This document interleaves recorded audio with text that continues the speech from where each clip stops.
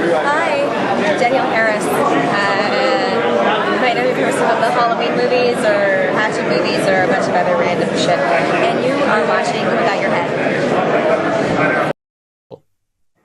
All right, here we are. All right, here we are. All right, we're still here at the Station of Decapitation Without Your Head. I'm still Nasty Neal. I'm still Treacherous Trista. All right.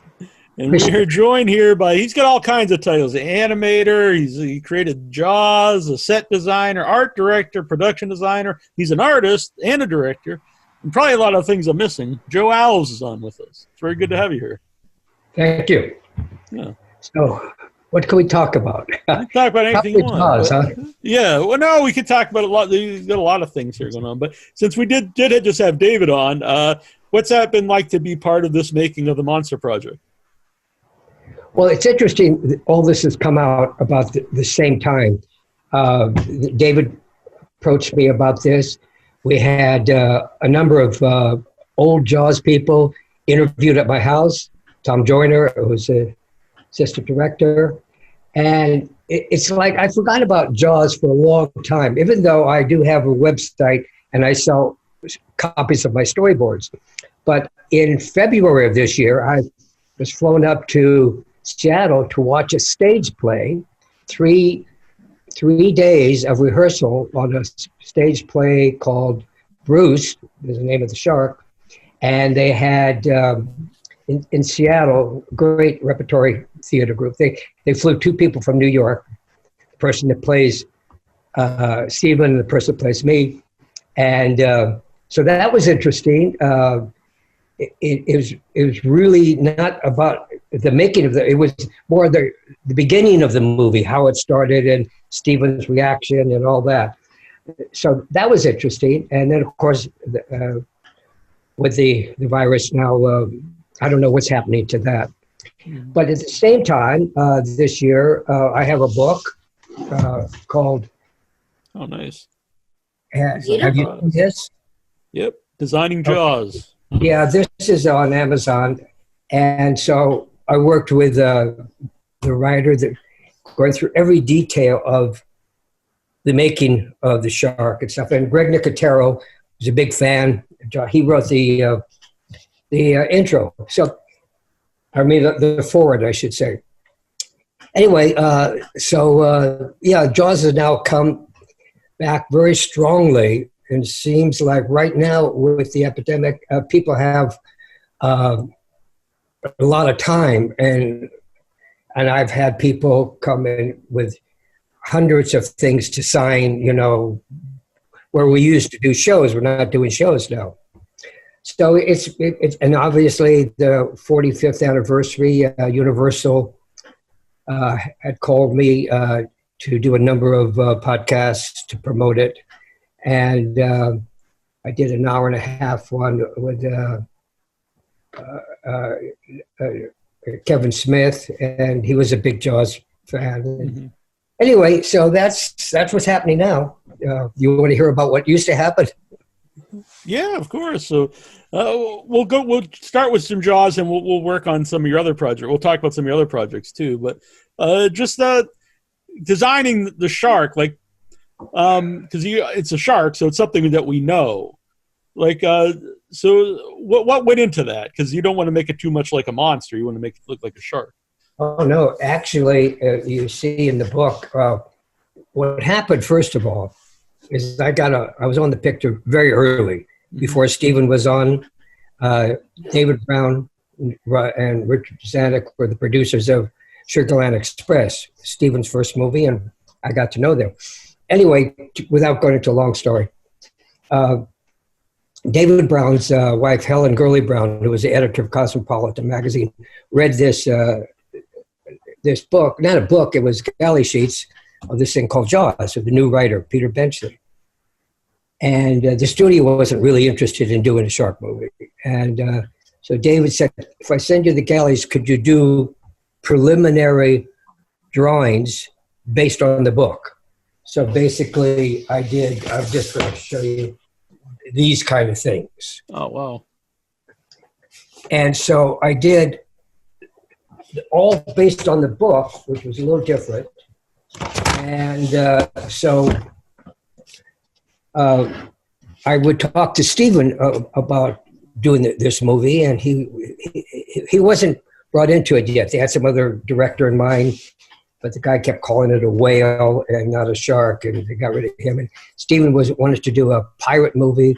But anyway, we would talk about if we did this, we didn't want to do, there's a movie called Old Man of the Sea, and they had a big marlin, and it was in a studio tank with a backdrop. And no, if we're going to do this, we're going to do a full-size shark, big shark in the real ocean. And that was our determination.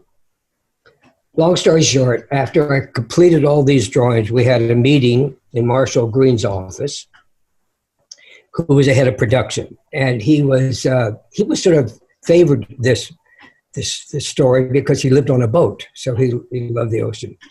So at the studio time, the studio system, there was department heads, you know, and that's how you got a job. You started off as a junior or something, and they had a head of department. He would give you work to do. So anyway, we had a meeting in Marshall's office with all the various departments, camera, effects, art department, and Stephen was brought on at this time. This was October 3rd. And I know that because there was a note that left, and it's in the book that I saved everything. Uh-huh. Meeting in Marshall's office for Jaws, 10 o'clock, October 3rd. Anyway, after I did my spiel, Marshall turned to the effects department and said, can you make the shark? And their reaction was, no, it's never been done. Nobody's ever made a big monster thing like that in the real ocean. And then he said, and besides, we've got a bigger movie to do, the Hindenburg. And Marshall got really upset, and he said, Jaws could be a bigger movie than the Hindenburg.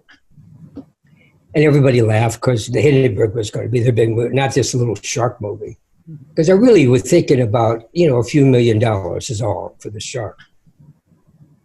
So basically, I was collecting all my drawings. Everybody left, and Marshall called me back, and he said, Joe, can you get the shark made?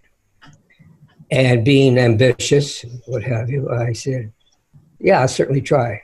And okay, so now your question was about the shark. So here's how it started. I went to Disney. They said they could make it, but and Marshall said, take it off the lot. Don't have anything to do with the lot. And that was really unusual because everything was done in-house, and in their effects department. But since they already said they couldn't do it, so take it away. So I went to a number of people, Joe Lombardi, who did the Godfather's effects guy, and Disney. And anyway, I came across an illustrator, Jim Casey, who said, have you talked to Bob Matty?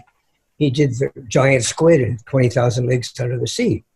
And Bob was a very ambitious, retired guy. I mean, he could do anything. So we met, and there's I won't find it here, but and we talked about the shark, of what it would do, and he said, give me a couple of days. And he came back with a wire sculptor that you pull this, and the mouth opens, Mm-hmm. Okay, so let's put together a team. So we needed a specialist. Roy Arbogast was a specialist in the new plastics and elastomers and stuff. And he was making breakaway bottles in the effects department. So we got him, and we got Richie Helmer, who did the electrical stuff. We'll put together about 6 guys, not hundreds, 6. And Bob, I call him the Magnificent 7. All right. Now, what I needed to do was make a shark. And I started off, I made all this is in the book, a 4-foot model. And I checked with a lot of various, let's say, oceanographical studies, places, and the Steinhardt Oceanographical had a guy named Leonard Campagno, and he was an expert on sharks, still is. And so we met, and he talked to me about the white shark, the Cardum cockerize. And he flew down to LA and he worked on the model with me. So I made the model out of clay, and then I got Leonard really detailing it. So I mean, it was right on. It wasn't just fabricated something from an artist standpoint. What I was trying to do was literally make an accurate shark. So we made that, and that was 4 feet. Now, he told me that a 12-foot shark, white shark, has the best proportions. As they get bigger, they get fatter, girthy, and we didn't want a fat-looking shark. Mm-hmm. So we took the 12-foot shark, and we doubled it. And that's how we got to the 24, 25-foot. And so from my 4-foot shark, we made it 6 times bigger, and we got a crew together and started sculpting it, and then making molds. And now let me just explain one thing. I have to always do this. That was October, November. I put the crew together. Probably December of '73, they found a place to start making it, okay? The book came out in February of '74, and everybody told me this. Everybody said if they could make it, it would take a good year and a half to make, because they've never made it before, and they'd have to, test it and see, because it'd be in the water. So get that. So I needed a year and a half to make it. Book came out in February, 2 months later. And the studio said, we're going to start shooting this movie in 2 months.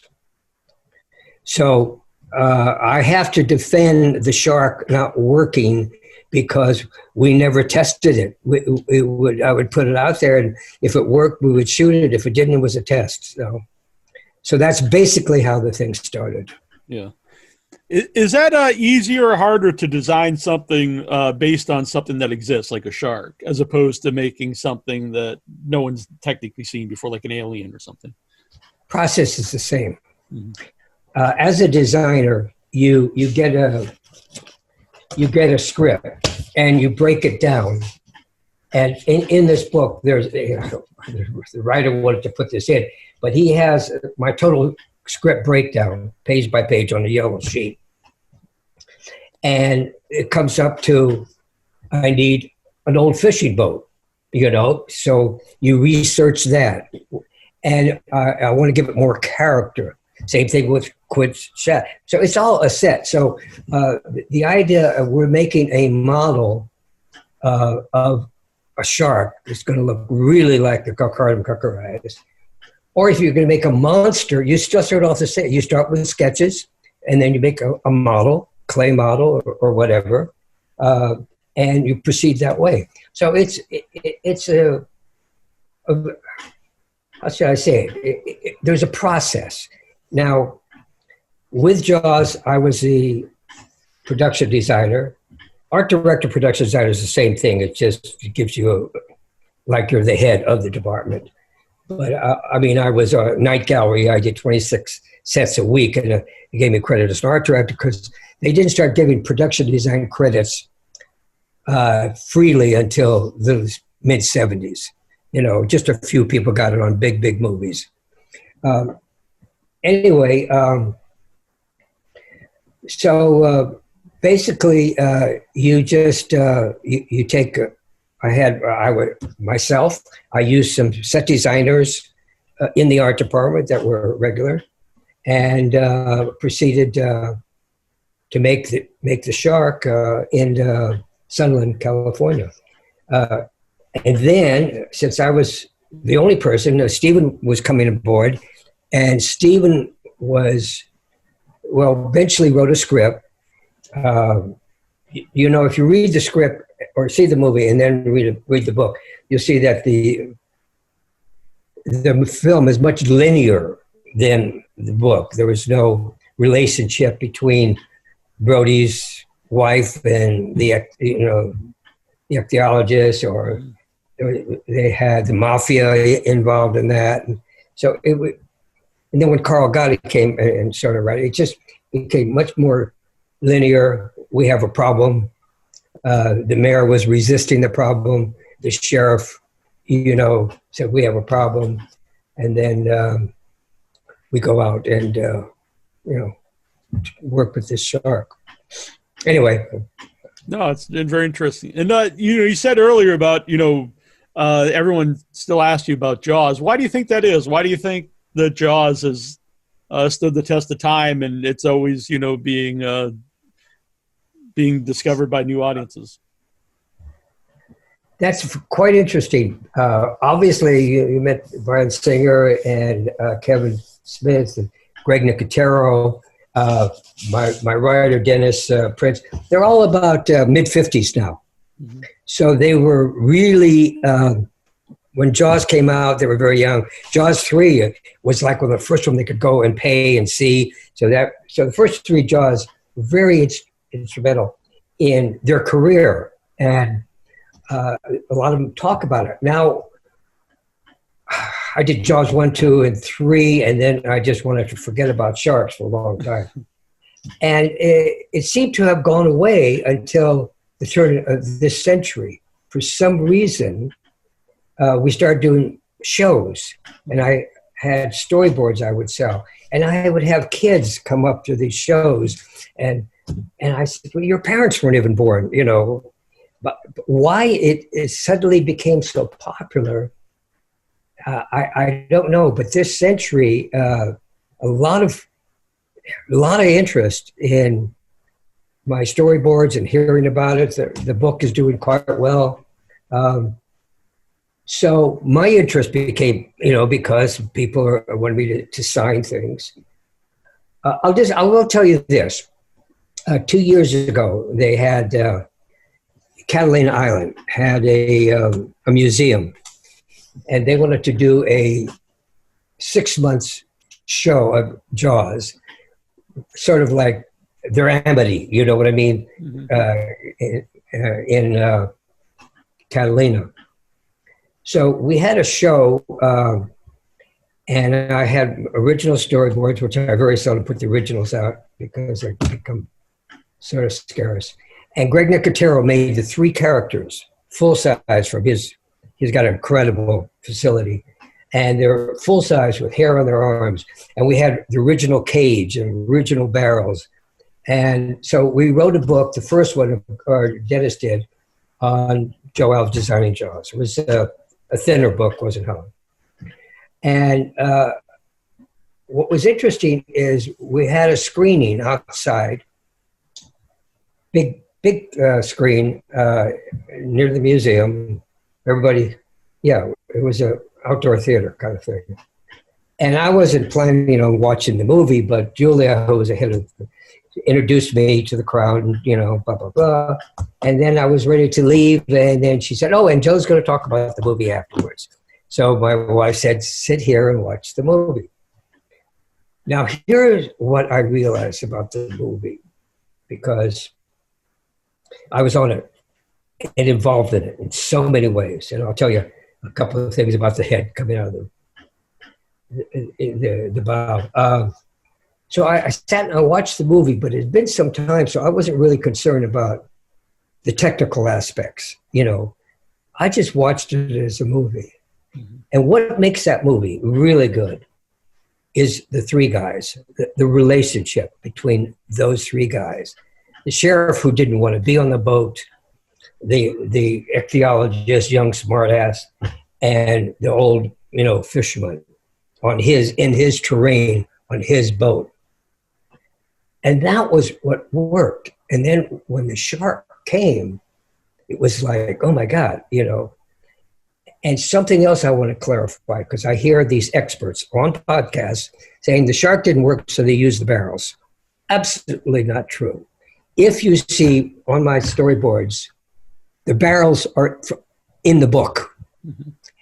And I painted them yellow because I figured they would stand out, because they're normally black. But that's the way they would shoot them with a harpoon. And then so what Stephen wanted to do, and it's in the storyboards. Wanted to create a Hitchcock kind of thing. There's a barrel. He can't go down with 2 barrels. He goes down with 2 barrels. He gets 3 barrels. So we used the shark, or I should say Stephen used it, and we storyboarded. I've got 200 storyboards here, and every shark shot that we storyboarded, we got. So we got as much as the shark as we wanted, because I think you could overdo it. Today, they'll do a big shark thing, and there'll be 1,000 sharks. And with CGI, that's the thing about CGI is you could overuse it. I mean, you could make a really streamlined looking shark, but you tend to, oh yeah, we'll throw that in there because it's easy, you know.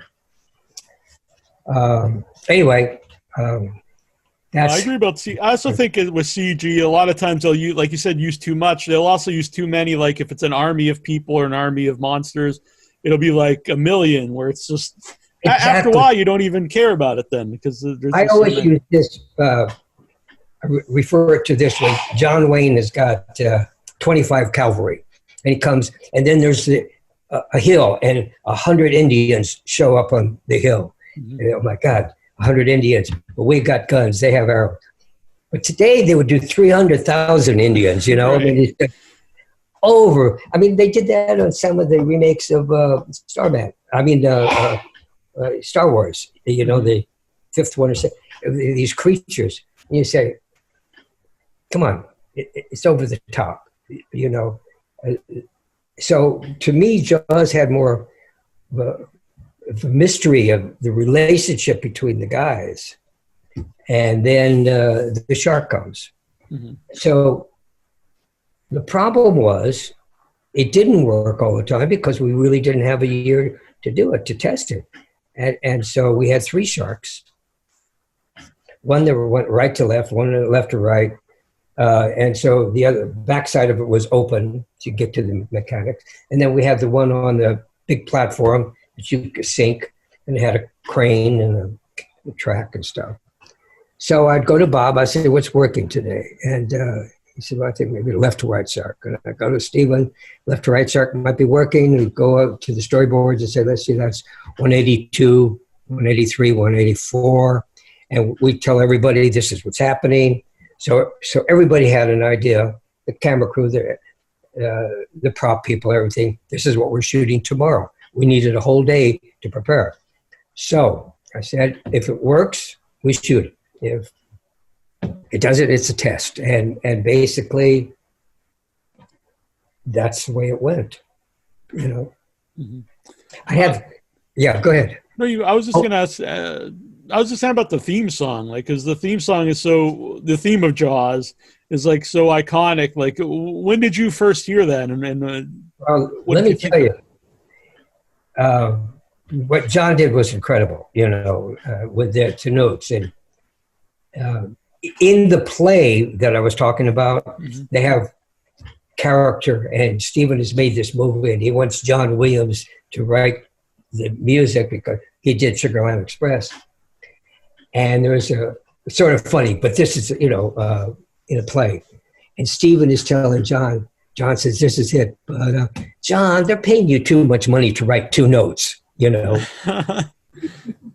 There's an interesting thing.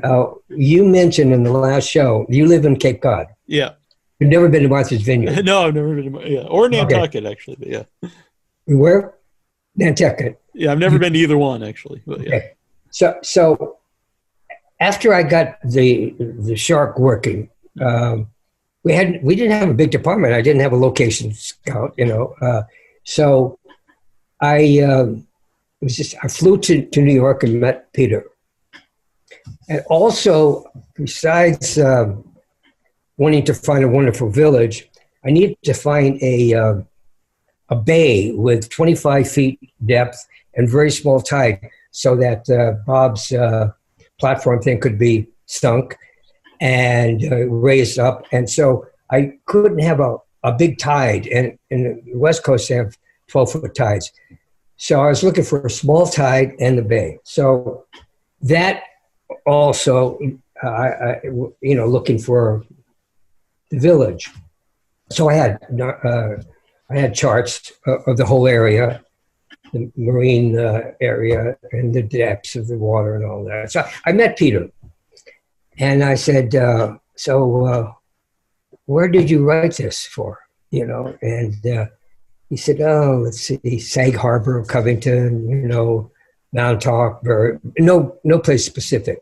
So I'm looking along here, and he says, oh yeah, here's Nantucket. He said, go and visit my parents. They're really nice people.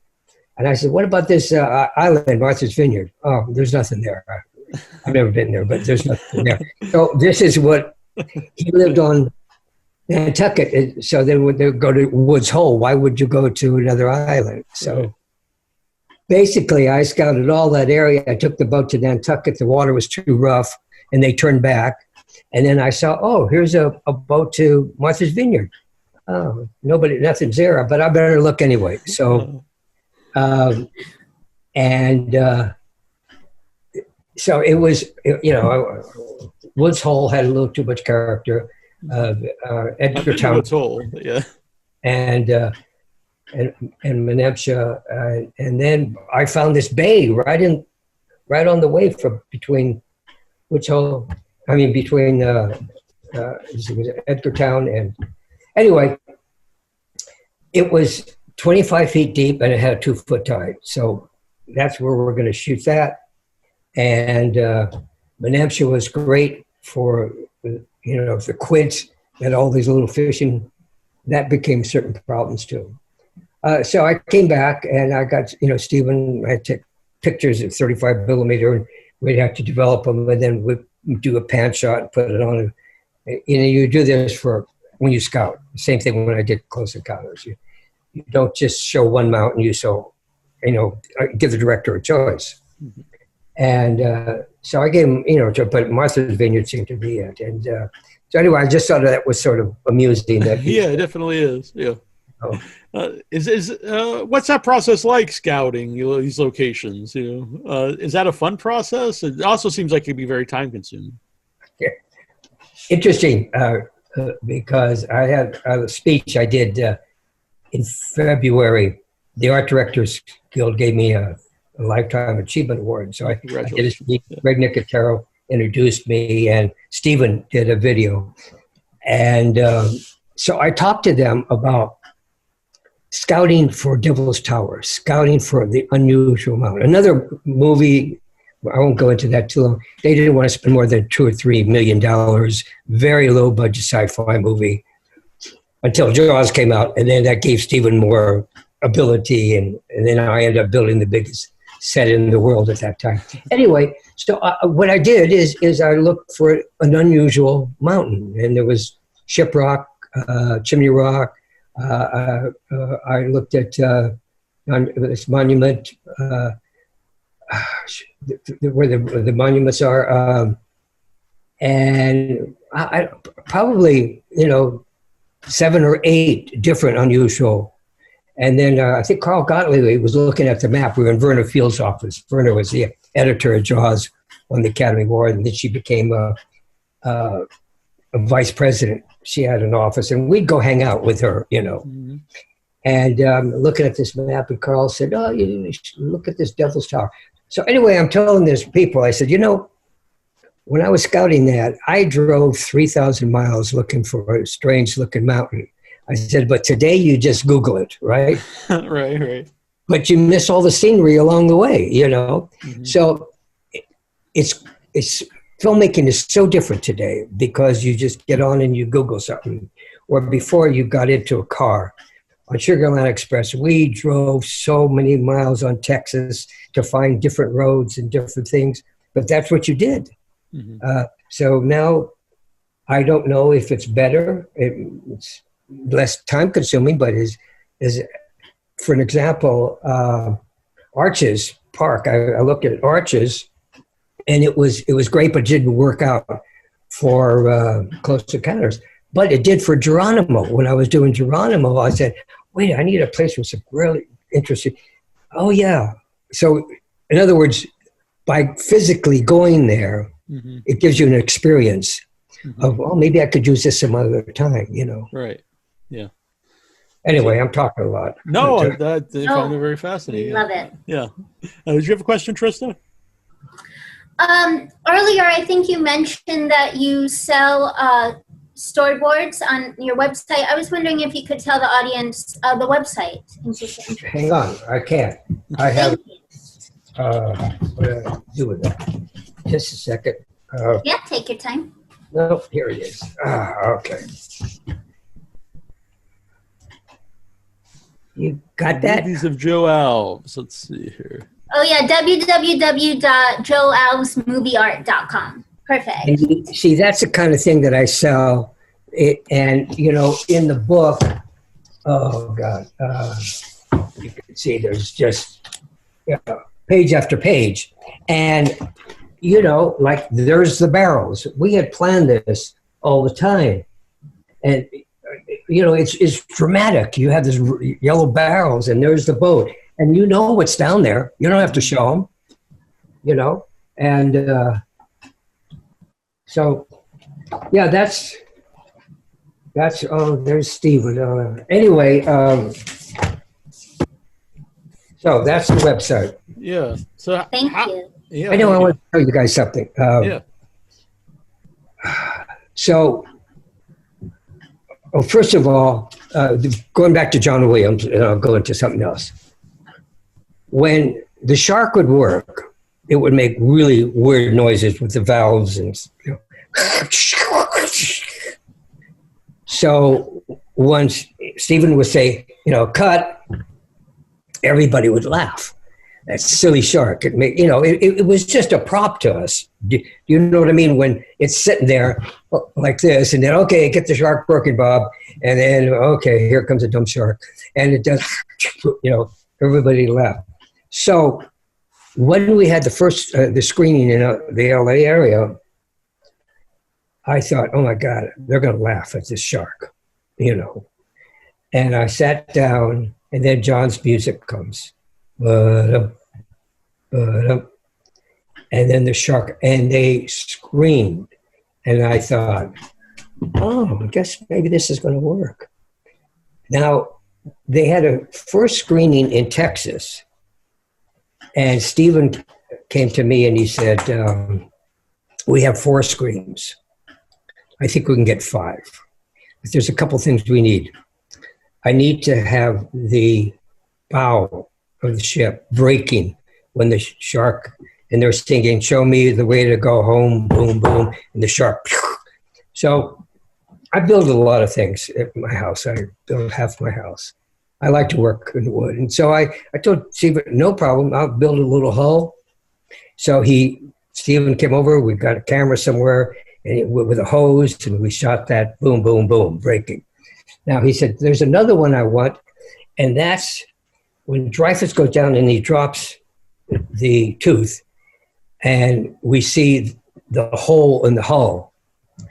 He says, if I could get the head coming out of that hole, you know, floating out, I think I can get another screen. So I built another section of the bow with a hole in it, and we took it to Verna Field's swimming pool. And Verna was an incredible help in the movie. I mean, she won the Academy Award for editing it. But Stephen stole, or had somebody steal the head out of the makeup department, and got an underwater camera somehow. And so we did that in Verna's pool, got the cloudy water, and the head comes out of that hole. Well, that one freaked everybody out. I mean, it just... so as big as this movie has become, mm-hmm.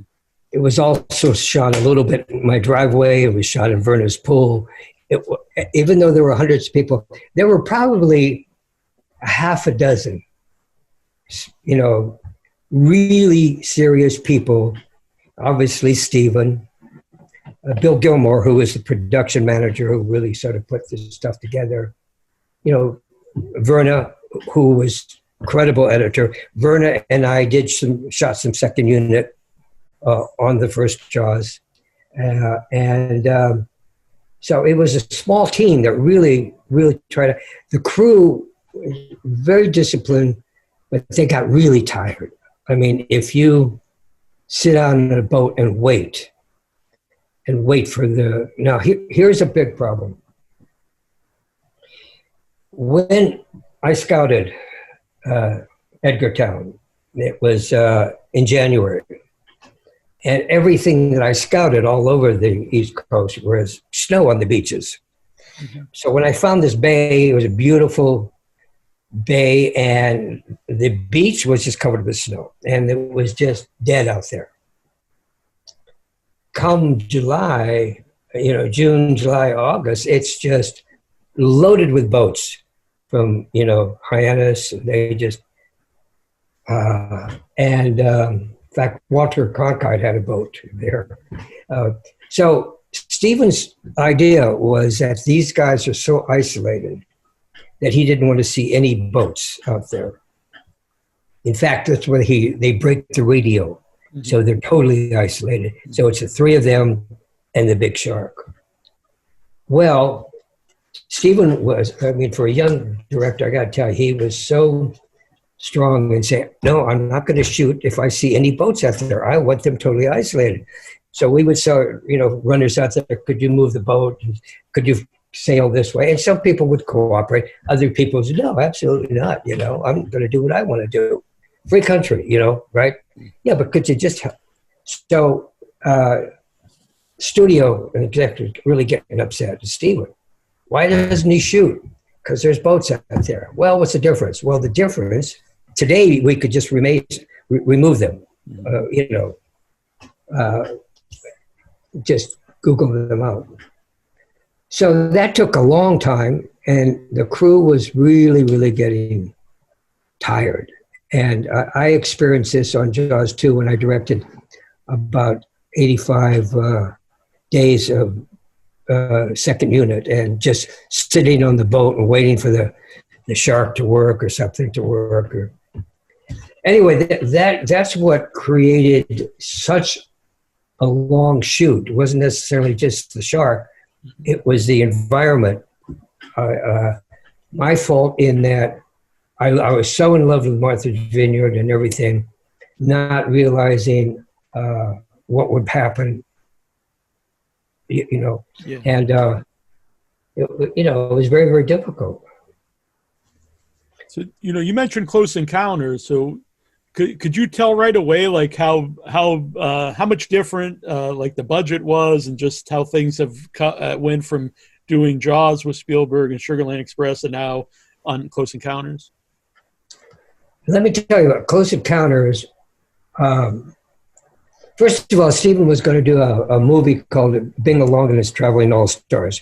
We went skiing in Mammoth, and we got stuck in the snow, and he was reading me, he was telling me about Bing Along, and it was black baseball in the 30s. I took a bunch of Life magazines of that period, and he started telling me about this thing called Watch the Sky. Mm-hmm. And he had read this book by Dr. Heine. Called UFOs Scientific Inquiry. And in the book, it talked about all the UFO sightings and Close Encounters of the first kind, second kind, and third kind. And I said to Steve, this sounds like a more interesting movie than, Bing Along. And he said, well, I don't have a deal, and I haven't finished writing it, and what have you. So I didn't hear from Stephen for a couple of weeks, and I got a call from John Badham, who was a director I worked with in Night Gallery quite a bit. And he was doing a movie called Bing Along. And I said, oh, well, I guess Stephen's not doing it. In the meantime, Stephen was writing. I did Embryo, a thing with Rock Hudson, a small movie. Ralph Nelson was the director. And then Stephen got the first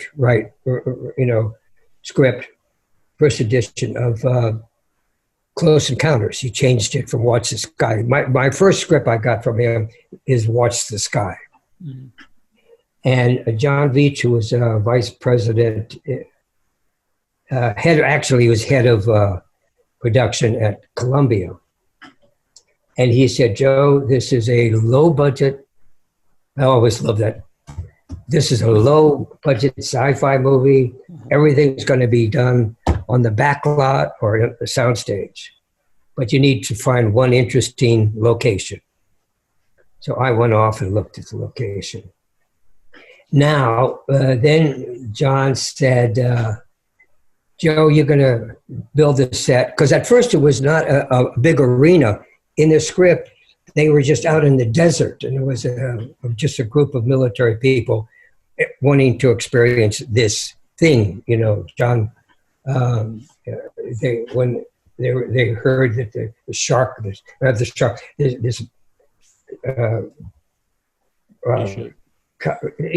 flying saucer was going to come down. This great, alien thing, and I thought, wouldn't it be good if we had an arena so we have all these technical instruments to measure it? So I started making a model, did a lot of models in those days, of an arena. And John V said you could have the biggest stage, 15, 16 connected. Then he shot Camelot there, blah, blah, blah. And my reaction was, I think it's too small. And he said, what? Jaws started to come out. All right. And it went from this nothing little movie to this gigantic summer blockbuster. And they never released more than, a few dozen theaters at the time. But when Lou Wasserman and various heads of Universal saw the reaction to the movie, they said, we got to change so they opened it to 450 theaters. First time, big summer blockbuster. So after a couple of weeks, Jaws became this big thing. So now Steven, having more power is interesting in Hollywood, enlarged the script concept. And Columbia was having some problems technically with their, Beagleman was having some legal problems and stuff. They needed a movie. And so I had all the extra, Julia, Michael Phillips, and various executives. They came and they looked at my model. And they said, oh, that's interesting, yeah. And then they said, is it a problem? Do you have a problem? I said, yeah, I think it's too small. I think it should be 4 times this. Oh, that'd be good. So I made a model 4 times bigger. So everything was really small because it's important event, the spaceship coming down and we're going to meet all these aliens. So they said, okay, great. Where are you going to do it? And I didn't have a clue because there was no sound stage in the world that big. Mm-hmm. So basically it was a question to Clark Palo was the production manager. He was a very, very nice guy. Clark and I started looking for big places to shoot, various hangars. And there's a lot of these World War II Zeppelin hangars and even World War I. And with some of them, there one in Oregon, but it had a lumberyard thing attached to its noise. Then I found this place in Mobile, Alabama, and it had 2 big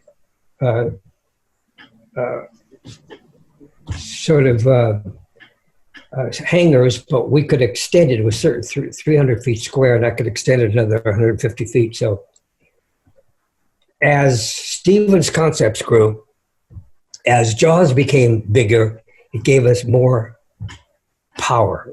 I mean, that's the way Hollywood is. Yeah. If Jaws tanked, Close Encounters would be a really small little movie. But the fact that it became so powerful, and I made this set, it ended up being so huge.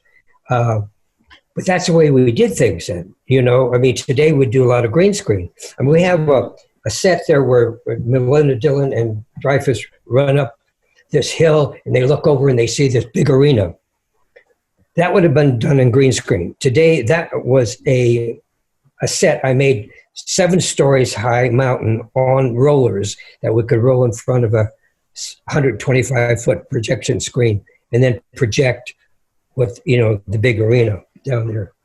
So it grew because of one successful movie became another successful movie. Now, probably the disappointment was we were supposed to release it before Star Wars.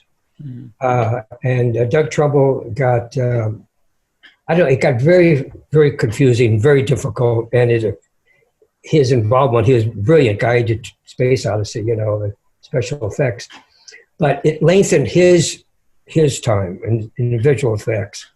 So we didn't release it in January. We released it in November. And so I think Star Wars sort of took away some of it was a different kind of movie. Yeah, totally. I was going to mention, I don't know because I've always loved Close Encounters of the Third Kind, but it's not really a science fiction movie that would be made today because it's not like, aliens attacking or there's not a lot of action. It's more, about the idea of actually coming in contact with another life form and what this would mean, for the world. That's what was so good about it is you have these aliens. Stephen did add the other weird looking one that came down, but you had these little kids. And I remember it, the spaceship I made was so big. It was 85 feet and it was covered mirror mylar with 3,000 photo floods and it was so hot. We had these little kids dressed in these uniforms. I had to put air conditioning in that. But at Vilmos, it was interesting. Vilmos did an incredible job.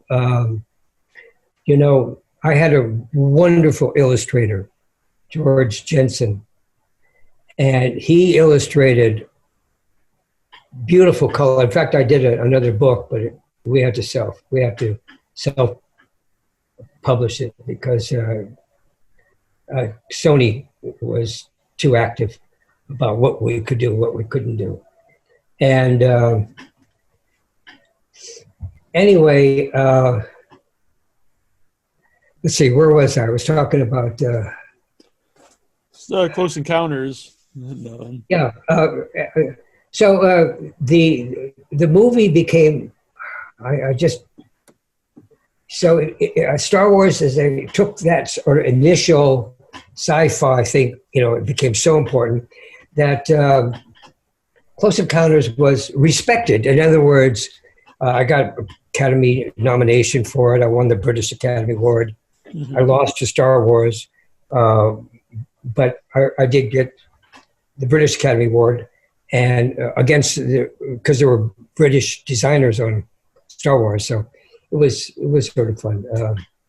Anyway, yeah, the movie grew, and I think when you see it today, it works. It holds up. And that little boy, so Stephen did a special edition where they went into the spaceship.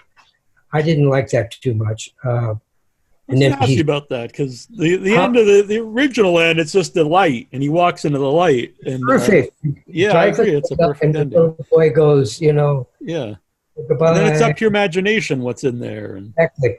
I don't know why they wanted to go inside and see these aliens hanging from various decks. But I think Stephen then decided was not the best one. But it's a very personal story. Stephen said he couldn't do a movie like that again. But this is what I gathered because of Dreyfuss's character leaving his family. And Stephen has a lot of kids and he's a very family guy. Just to leave and go off. But it is a different kind of,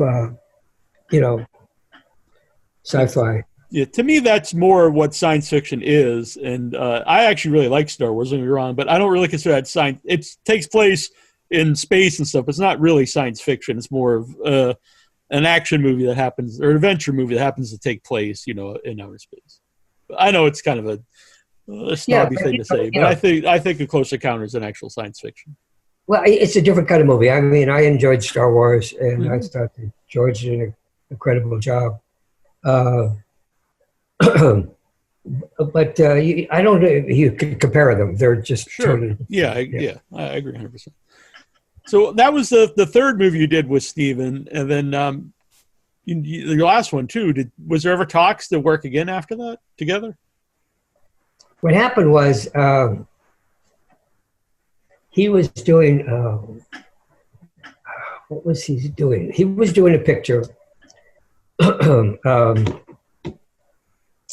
I can't remember it right now, but he was preparing it. And Zanuck and Brown, they didn't do sequels much, but Jaws was such a big success. Mm-hmm.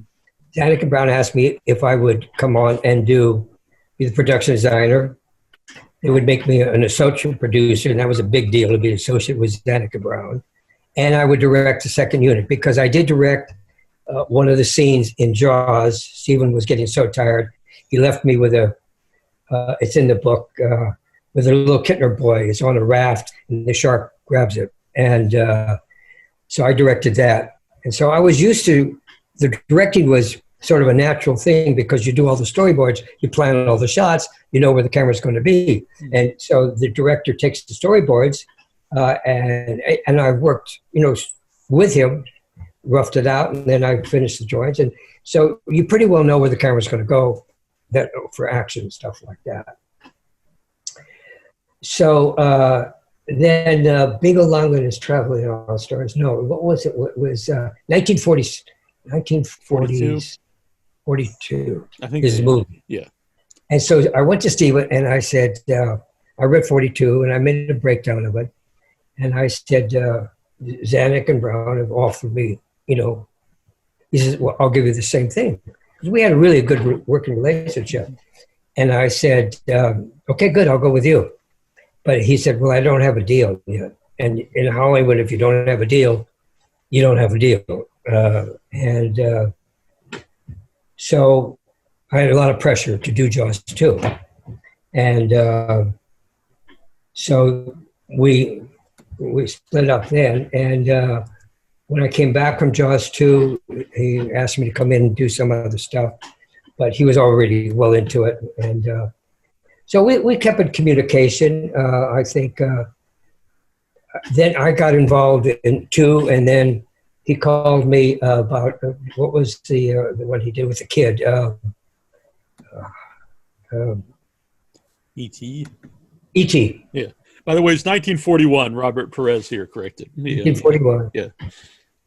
E.T. and I was already sort of committing to do Jaws 3D. Mm-hmm. And so that's basically, we just separated that way. And then he started, and he explained one time to me, he said on the Adventures movies he did with Harrison Ford, they were all English crews. So he couldn't hire me for that. So we just sort of separated. So hadn't talked to each other. So I was really, really surprised when I got this award. Nobody told me. The head of the art Directors Guild said, who's going to introduce you? And I said, I don't know. Everybody's dead, that I worked with pretty much. They said, how about Steven? I said, I haven't talked to Steven for years. Why would he want to introduce me? So they pursued it. And Steven said he's doing West Side Story. He said he couldn't really do it. So I didn't know anything was going to happen. Then Greg Nicotero said, I'd love to introduce you. So Greg, read it. And then I go up to get the award, and they've been showing cuts. And here's Spielberg on a video. And I got to tell you, that blew me away. After all these years that he would take the time to do a video and say, what a great relationship we had. That's amazing. Just real quick, I thought what you said about why he wouldn't want to make Close Encounters again, it really explains the E.T., because E.T. is about both of them staying with their family. The alien goes back with his family, and the kid stays with his family instead of either the alien staying with him. Yeah.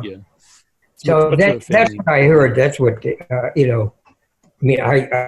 don't know if he specifically told me that. It's probably something I heard him.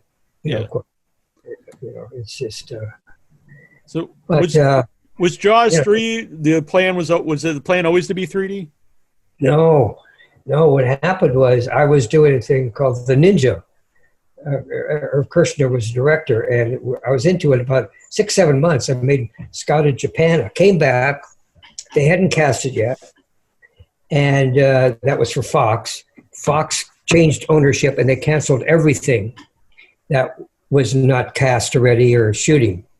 So I came back to Hollywood, and I went to see my good friend Verna, and Verna said, "Oh, Joe, the Jaws 3, they were going to make Jaws 3 People Zero.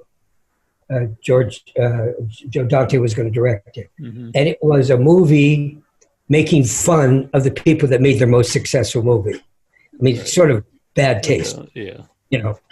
And what I heard was Spielberg said, okay, you want to make this, then, you know, forget about me, you know, being part of Universal, whatever. That's what I heard. Mm-hmm. So they canceled it, and this sort of a television producer, Alan Landsberg, did That's Incredible and shows like that. Verna said, Alan has bought it, and he's going to make the third Jaws, and you know, it's going to be a cheap ripoff. And she said, go to him, see if you could save, you know, the franchise. So I went to see him, and he said, well, I'll let you produce it. I said, no, either I direct it or not. He said, well, I don't know yet. Go scout with Richard Matheson, who wrote it. And we went to various theme parks, water parks, went in Florida. And one of them had an underwater 3D going through kelp and all the sea life and everything. We came out, and he looked at me, he said, what, Jaws in 3D? I said, no, Jaws 3D. If you put the D after the Jaws, 3, you know, it takes away the, because they weren't doing many sequels at that time. You know, Rocky were doing it, but nobody wanted to do a third, you know, Jaws. So I said, yeah, 3D. So it was around Thanksgiving. I remember I made a illustration. I still have it. I save everything. And I had Jaws coming out with 3D. So I showed it to Landsberg. He flipped out. He said, let's take this to Universal. Sid Sheinberg was the president, and Lou Austin was the head of everything there. And so they said, can I have this? I said, of course you can have it. Here they have the studio. So he took it to Wasserman, and they flipped out the whole idea of a new way to promote it. So definitely I got the job to direct Jaws 3D. Well, the problem was the camera stuff was really old. And Alan said, we got to start shooting. And he didn't want to build a shark. I said, we got to build a shark. No, I got a lot of shark footage. He just wanted to use, he really wanted to make it cheap. Uh-huh. And I said, no, I've got Simon McCorkindale So in like the shark. reuse the old shark footage from the other movies, or like just footage of sharks? Well, anyway, no, we didn't.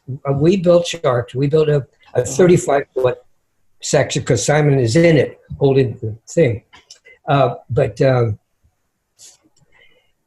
Jim Cotner was my cameraman, and he was great. But the first week we started shooting with this old stuff, he called it the Ultra Jam because it just kept jamming up, and the convergence. So, but you know, Alan being TV guy, you know, got to start shooting. So we had Aeroflex make us new cameras, 3D cameras, underwater cameras, and I had nice people. Dennis was good, and Leah Thompson. I gave her very first job, you know, and it was a hard shoot. It was a hard shoot because of the convergence, you know, and you'd come back in daily and say, oh my God, you didn't get that. And then Landsberg was always there trying to tell me how to direct. And I got Scott Mayton was my first assistant director. He's about 6'5". I said, when Alan comes on the set, you just keep him away from me. So it was a struggle. But Neal, the biggest disappointment was I cut the movie the same length as Jaws 1 and 2, about 2 hours. Mm-hmm. And Landsberg got a hold of it. And I didn't have final cut. And if you don't have final cut in Hollywood, forget it, because they could do whatever they want to the movie. And he cut 25 minutes out of it, because that way they could get 5 screenings a day instead of 4. Mm-hmm. And so some of the critics said that I expedited the movie too quick, didn't show enough relationships. I did, but, it was cut. So the movie was, the critics were not too happy with it. But I must say, a lot of young filmmakers, or not young now, Jaws 3 was a huge thing. And I still get a lot of reaction from Jaws 3, because it was a time where, they are at the age that they could go and see the movie, 12, 13 years old. Yeah. So it was well received and made a lot of money. The fourth one didn't do well. But yeah, all 3. But I was, I had nothing to do with the fourth one. I was sort of jazzed out. Right. Robert in the chat, Robert Fresy, just want to know, was there any advancement in the creation of the shark, for better or for worse, from the first movie to the third one? Advancement? Oh, yeah. Okay, let me just say this.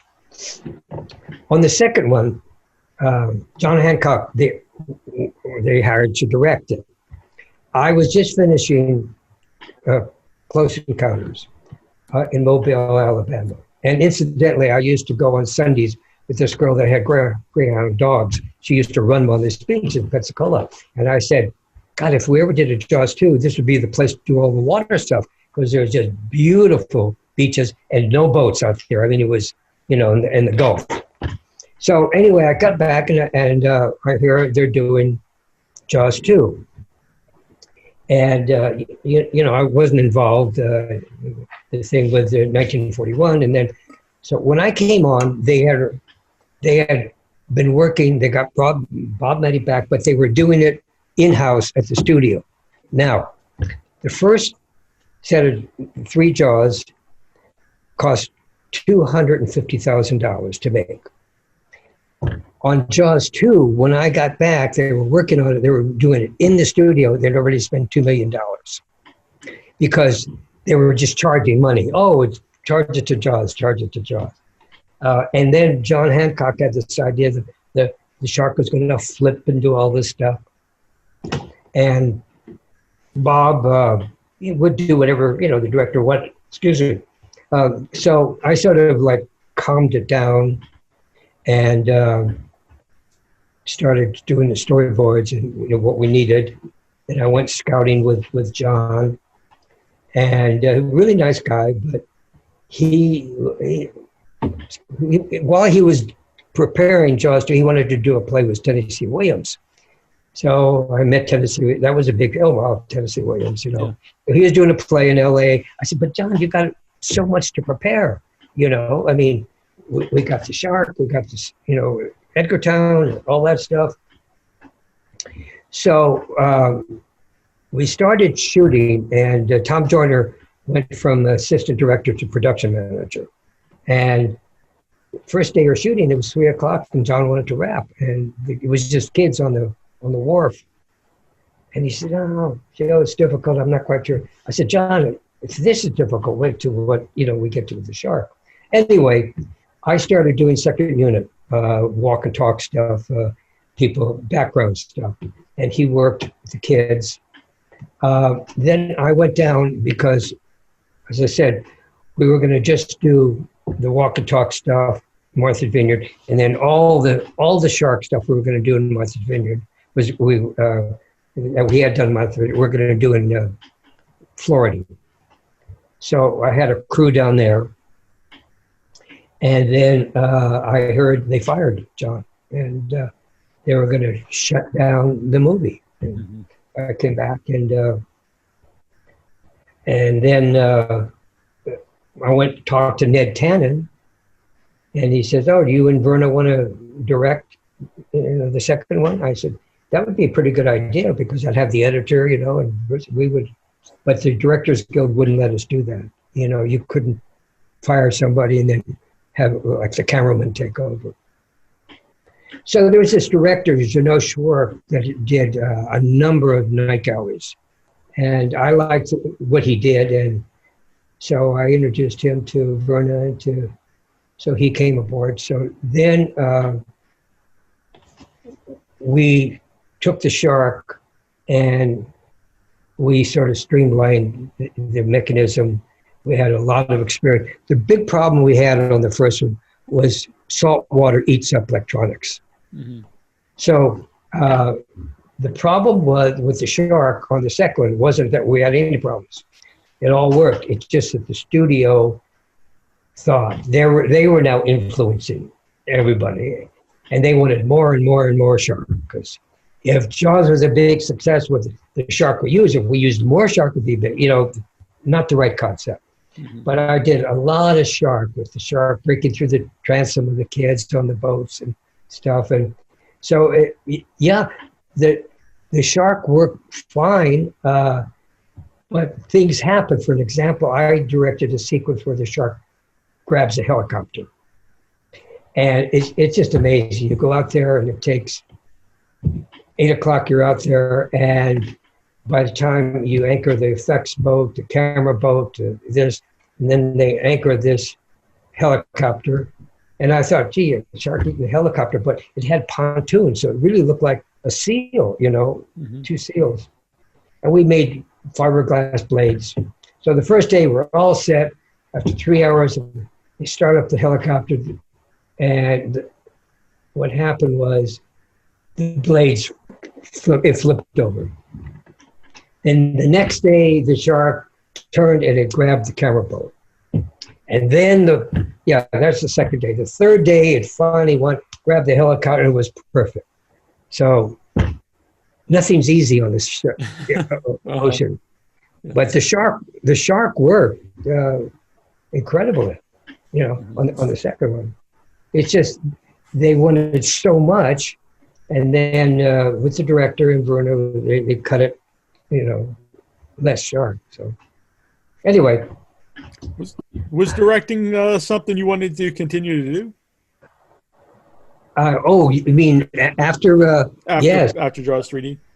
I had a script called Adventure One, and we were based in Utah because that's where the finances were coming, and it was a futuristic film, and I worked on it for 7 months, and it was a sci-fi going to another planet, where you had the same characters are here, but they had a different persona. Mm-hmm. And it was pretty interesting. But then one day the producer came in and said the money in Japan ran out. And that was that. And a number of projects. I got to tell you, you only hear about the ones that happen. And so many directors have these projects that you work on, and then for some reason you can't cast it, or, the money falls out. And so that went on until, I did, in between I did Starman. John asked me to design Starman. I said, no, I'm really interested in directing things, but he said, okay, come in and direct the second unit and do the design concept. So I designed the spaceship, and then I went and shot the car coming from Monument Valley and all that stuff.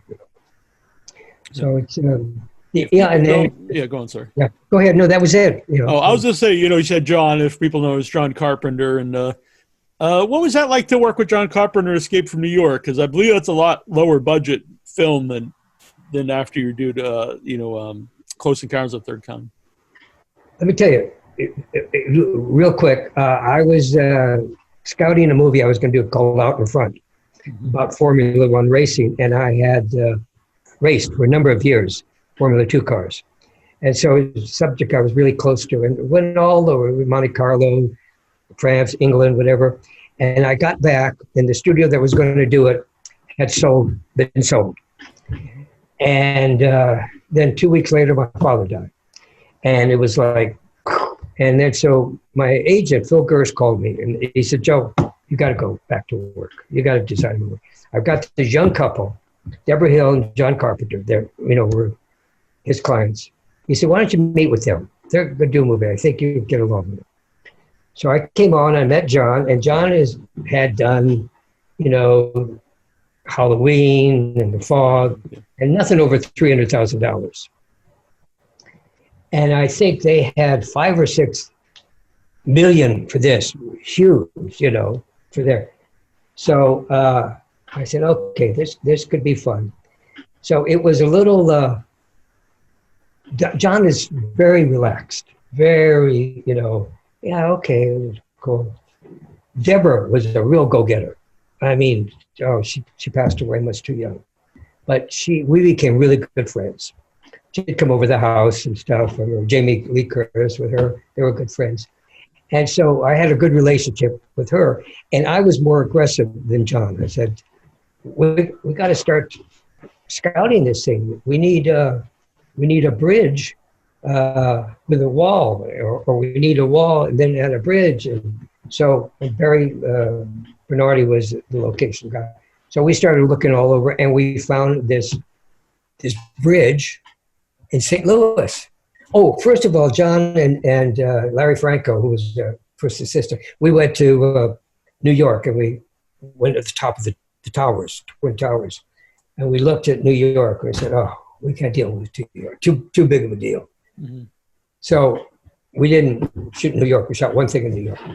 Anyway, so I kept pushing. So we found this plane in St. Louis.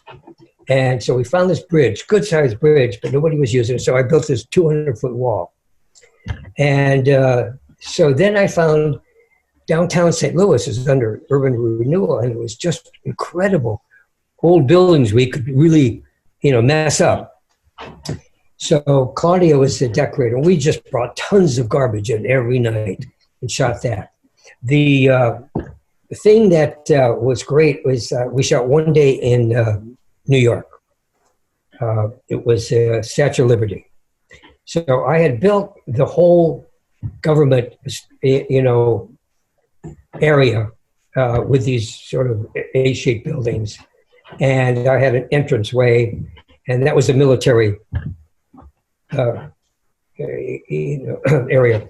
Anyway, we took that one building, and just to save money, this is how we did it. We put it on a truck, folded it up, drove across the country, took the last ferry out to the island, so we didn't have to pay for a special boat. We set the thing up, and so it was just great. We shot. What's his name? I can't remember right now. The actor coming down. Russell? No. That wasn't Kurt. This was a guy that he just walks through and. Pardon? Who there? No, it wasn't Lee Van Cleef. I'll think of his name. Anyway, he was just one of the guys did the thing. And he came down and he walked through the checkpoint, and he panned. And what Dean Cundy did is, as he got through U.S. Police Department thing, he hit an area of black, and he cut. And we took the whole thing back to the U.S. He measured the distance, had his speed, set the camera up again against the black, and then we came out and we were in L.A. So we cut from New York to L.A. without any visual effects, just a cut from black to black. And Dean was perfect. He was such a great, he is a great camera. So the pan, went across it. So anyway, that's what we shot in New York. And then we just found that St. Louis worked for us in the train station. And we pretty much shot that. And then we're back in LA and shot the sets and some of them, but it was interesting. Oh, so I needed a plane crash. And I went to Arizona, where they have all these old planes and collections of planes. And I started to think, okay, I need a wing, I need this, I need that. And I was making a list of what I was going to ship to St. Louis. And then the guy said, there's a plane in St. Louis, DC-8, that they're selling. It's not working, but, I said, where is it? And he says, in St. Louis.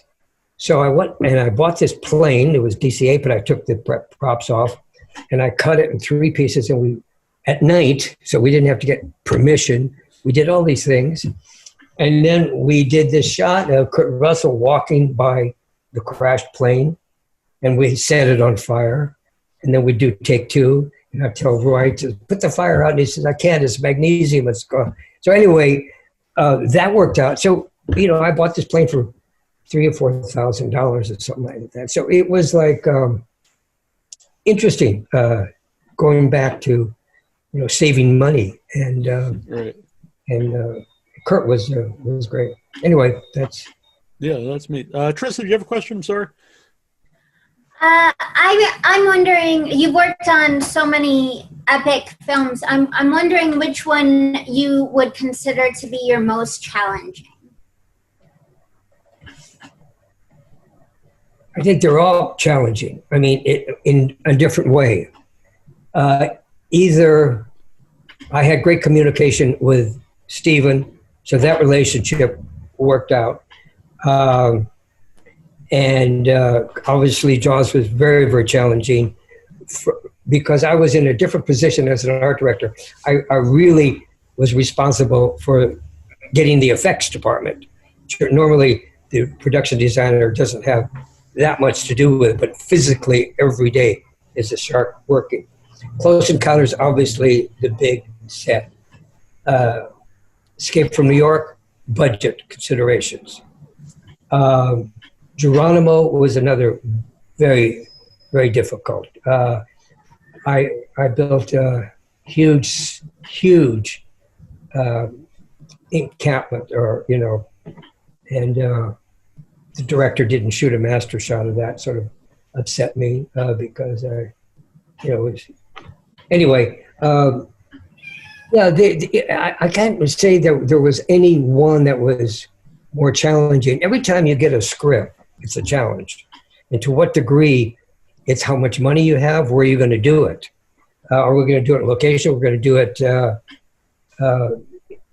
locally. We're going to build, or we're going to find something. So you break it down, and then the budget, of course, dictates how much you can do, Robert Perez wants to know how you got involved in Forbidden Planet, and if you can talk about doing the illustrations. Boy, that was something. Okay, I don't know how much time you have, but much time as you like. So it's good. Anyway, I went. It was my second year at school. I was 18 because I graduated high school. I just turned 17. I was 16 to my senior year, and went to San Jose State. And then I went down. I wanted to get to Hollywood. I wanted to, do movies. Anyway, Jerry, hang on. There's a phone. Yeah. Take your time. Yeah. Okay. So I went to Chenard's, which was an incredible art school, and it specialized in production designing, or the designing productions. Hello, this is Joe. This is Darren with the DK Project. We do a podcast here in Minneapolis. Oh, I've got somebody talking. Can we just wait a second? For an interview and be a guest on the podcast. We generally record about an hour. We're a morning show type show without the. Okay, I'm sorry. That's okay. Don't be. No, You're fine. Yeah. When you get a chance to reach me at 612-290-1000. Okay. 612-290-1000. So I go to Chenard's my second year at school, and studying designing movies. And it's summer, and I want to stay in LA. I don't want to go back I'm from the Bay Area, San Francisco Bay Area. So met this fraternity brother from San Jose State, and talked to him, and he says, "Oh, my wife's father works at Disney. Maybe you can get a job." And I just turned 19, and I thought, I don't think I'm ready yet, I've got, and he said, well, bring your portfolio, see what we could do. So I show up with my portfolio, and he looks at it, and he says, well, you're too late for the training program. They have a training program, and I don't know how many weeks or a month that they train you to draw Mickey Mouse and all that. And the normal procedure at Disney is training program, and then you become an in-betweener for a year or two, and then if you're fortunate, a breakdown artist for another couple of years, and then assistant animator. And then if you're there forever, then you become an animator. So he said, too late for the training, but I could put you special effects. So I said, okay. So I go into this room, and there's this lady, Marion, and I said, what do I do? And she says, there's a white light board there. And she says, you flip the pages and draw in between. I said, oh, okay, I could do that. Now, what happened was she's working for Dwight Carlisle, who's working for Josh Metter, who is the king animator of effects. He did the Night on Bald Mountain, he did the Fire in Bambi, and he's got a contract. They have a contract from Disney to do a drawing, to do a creature for Forbidden Planet, for MGM movie. And so Dwight's working with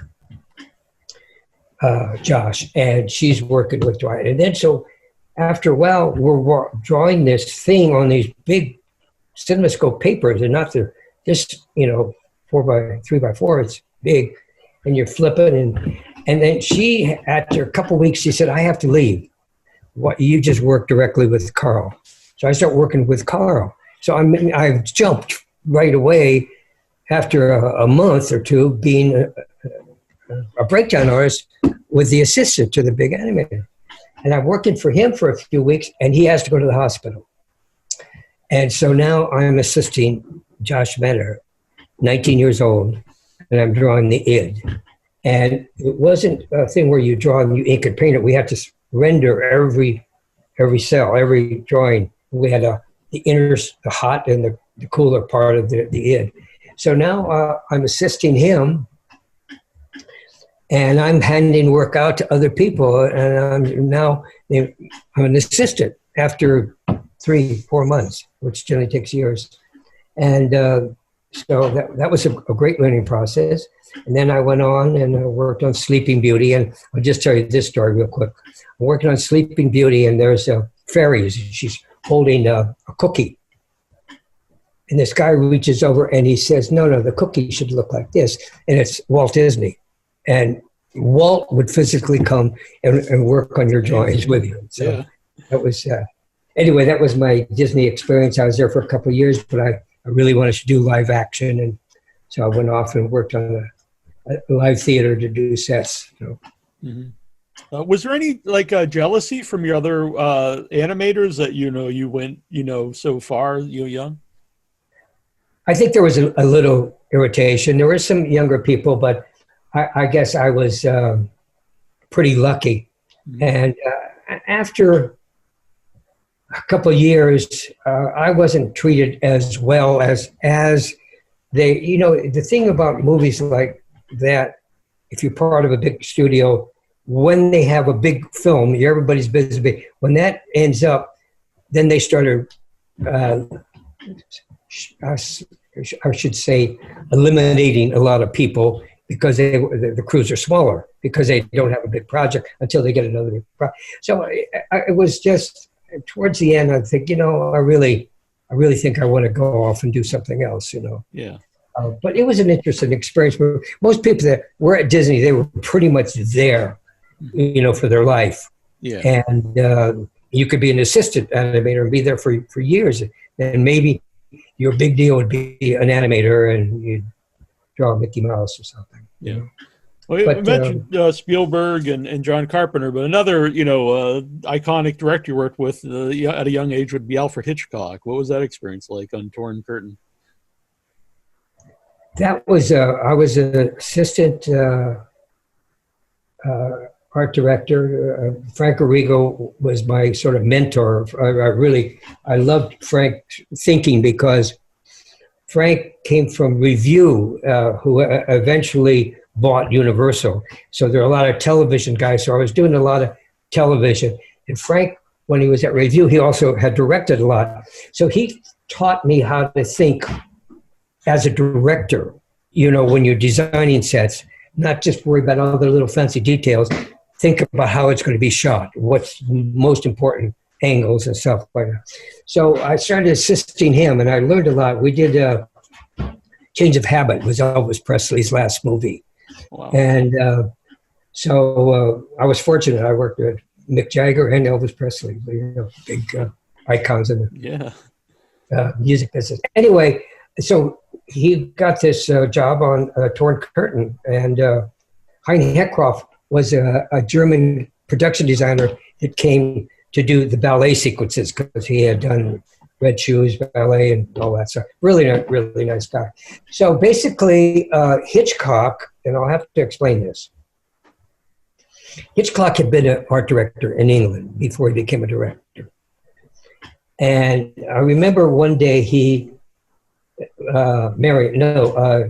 Peggy, his assistant, called me and said, Mr. Hitchcock wants to see you. And I said, where's Frank? Or where's, Hein? Oh, they're out, but, Hitch wants to talk to you. Because I would just see him in the morning. We would go to the coffee and donuts, and, before we shoot, and he'd have his black tie and black suit. And we all wore sport coats and ties at that time. Everybody, if you were in that position, you wore coats. Anyway, we'd have coffee, and he would tell bad jokes. I mean, not funny at all, but supposed to laugh. Anyway, so he calls me, and he says, Joe, he says, and he's drawing like with a pencil, but it was like a worm crawling on the page. He never lifted it up. And he says, Mr. Newman, Paul Newman, runs down here to these stairs and runs down the stairs. Mr. Whitlock will do a matte painting up here. And then he comes out of the stairs and he goes over to the registration desk and he leaves. I says, okay. So he says, I want you to build that and build this.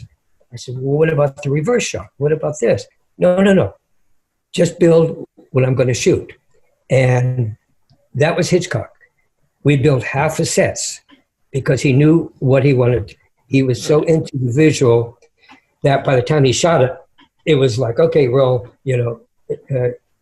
so that's how he worked. It was some directors, you build everything and then they decide how they're going to shoot it, and they shoot half of what you've already designed, and it's a waste of money. But he was, that was Hitchcock. He didn't want to waste anything. Yeah. You mentioned Night Gallery a couple times. So what's the difference between doing, a feature film and doing a series, where I assume you'd have to do different things for each episode? Well, you could do a feature film and basically have that's different. Half a dozen sets, or 12 sets, dozen sets. I was doing 25 sets a week. And because we would do either 2 or 3 episodes, and at the first season, we had different directors for each one. So I'd have to meet with 2 or 3 directors for that week and build sets. And a lot of sets I would steal or borrow from standing sets at the studio. And there's a staircase. So Vincent Price comes on the staircase. Okay, we'll use it this time. Next time we'll use it, we'll change the color or we'll do something else. So you have to run around and, just steal things, borrow things. But I did build a couple really big sets. It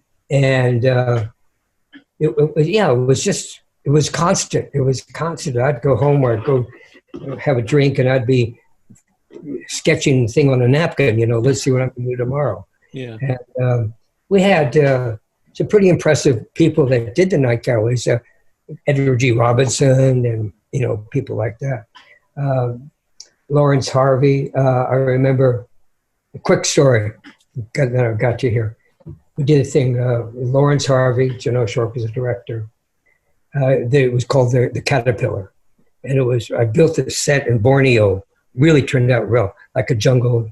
And the caterpillar goes into Lawrence Harvey's ear and he freaks out. So I'm sitting next to Rod Steiger, Janelle Short, and we're all about the same height, mid 5'6" or something. And I'm talking to Rod, and I'll never forget this. I said, Rod, this is amazing. I don't know how you write all these night galleries and twilight zones, and how in the hell, you could do this. And he turns to me and he says, yeah, I write them, but you make them happen. And I thought, what? He said, yeah, you take the words and make them visual, It says staircase, you got to go find a staircase or build a staircase. He pans over there and he looks out this window and there's this, and you've got to find the window or the location or a backdrop to fit. So that was, how do I say, one incredible thought that to have Rod say that was. It shows he has a lot of respect too. Yeah, and I mentioned this at the Art Directors Guild. I said, that's what we do, guys, girls. We do take the words and we make them physical. Obviously, we have the influence of the director and other people, but we're responsible, or you're going to show up at a stage and it's going to have nothing in it, right? Mm-hmm. Or even a location, finding the right location, and all the other things that go with the location, So, yeah, it was that was very satisfying. Do you mind if I ask a couple questions here from the chat room? Sure, no problem. Robert Perez wants to know, what did you do on Puffin Stuff? H&R Puffin Stuff. Uh-huh. Oh, God. Mama Cass was in that. It was interesting. There was a art director. I was assistant art director, and he was not from the studio system. And we had to build a cave. And the way, so the fact that he's not from the studio, and I knew all the ins and outs of the studio system and the building and stuff, that was sort of left up to me. He'd say what he wanted. So I said, we're going to build caves. So we normally would build caves with chicken wire and plaster and stuff like that. Mm-hmm. And he said, no, we're not going to do that. I said, what are we going to do? He says, we're going to use carving foam. I said, what? What's carving foam? Well, let me tell you, that was a big break. That's a huge change in everything we did in Hollywood. Is this carving foam is pretty expensive, and you carve it like a stone. And so we weren't plastering it and doing that. We made it. We cut them out of this foam, this rigid foam. When we did Close Encounters, we did 14,000 square feet of rock, but we made certain ones, and then we made fiberglass molds, and then we just kept making that. But anyway, that was it. I made I worked on the cave that Mama Cass sits in front of. Yeah, that's pretty awesome, actually. There's another music legend. AJ Zyla wants to know, do you think Jaws would have been different if Robert Duvall had been cast as Chief Brody?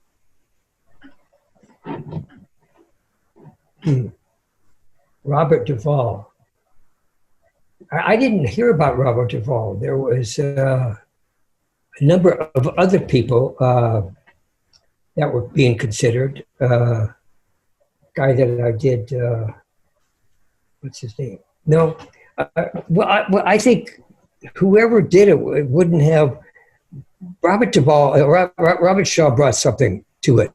First of all, he's an English actor, but you never got that feeling of being an English actor. What happened was this. We had a boat guy,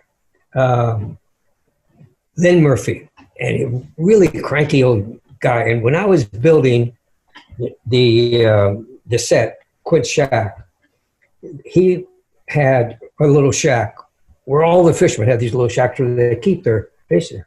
And he was bitching, you guys are wrecking this, you're building that. I said, you're a boat guy, yeah? Yeah. I said, we need a really good boat guy to tow the shark. Really? I said, yeah, it'd be a pretty good job.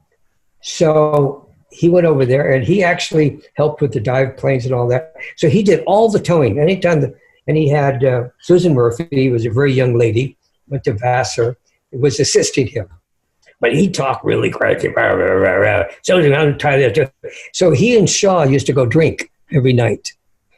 And so Shaw picked up his persona. So it was interesting because he just fell right into the area, being such a good actor. I mean, that wasn't really Robert Shaw at all. So I don't know. different actors would have a different. Richard Boone would be. I thought Richard Boone would do it. He would be considered, but it would be Boone.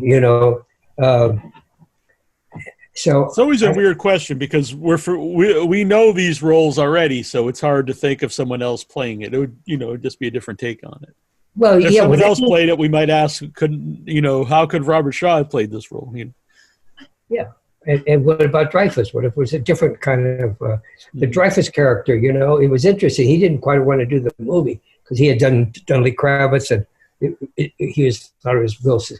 And Steven sort of talked him into doing. Oh, I don't want to do a shark movie. You got to realize the reason Shaw got it because of the Sting. Because when these other people, some people turned it down or couldn't do it. Then I think, so, sorry, phone. That's okay. Okay, you're very popular. Yes. I'm not kidding. No one's calling me. So somebody's selling something.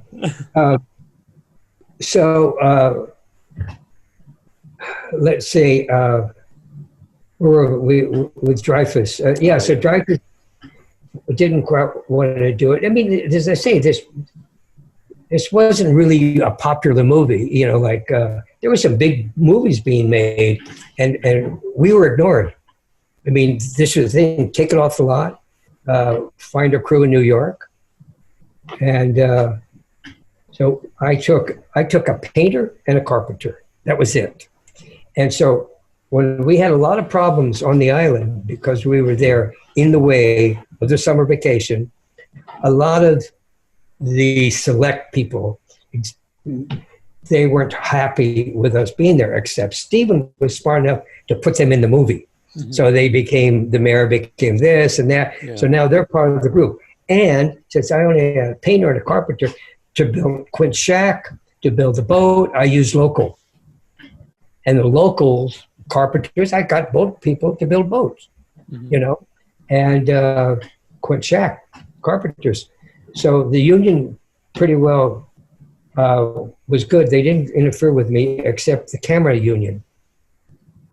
The camera union, New York camera union were terrible. When we were exchanging, we had Jaws 1 and Jaws 2. Orca 1, Orca 2. The Orca 2 would sink and come back. And so we were taking props from one to the other, and my boat guys were doing it.